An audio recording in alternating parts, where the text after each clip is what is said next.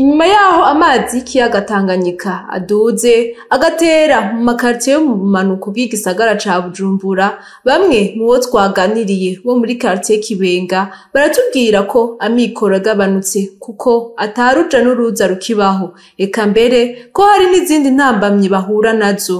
Amazi yari mu mazu ariko apunguka nko masantimetero 20, ariko yari nko mu metero nk'uko amazi ariko nka santimetero 20 ziyamaze gukora.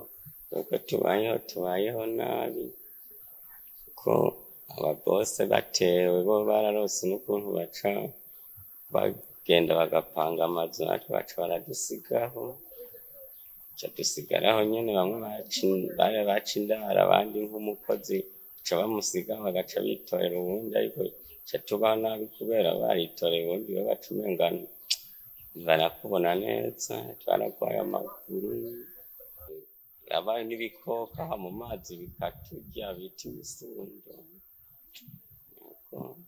Abo benegihugu barasaba ko leta yogira ico ikoze mu ntumbero kubagarukirako. Ico twasaba leta nuko yodufasha nko mu bisigaye bakadufasha amazi bagakoresha nko motopompa akavayo mu mazu abantu bagasubira mu zabo. Ico numva bo dufasha. Mumenya ko abenegihugu bamwe bo muri ayo makartier bagerageje kwicira inzira kugira baronke aho baca mu gihe hari haheze amezi 2 batewe n'amazi, eka mbere hakaba n'abahasize ubuzima.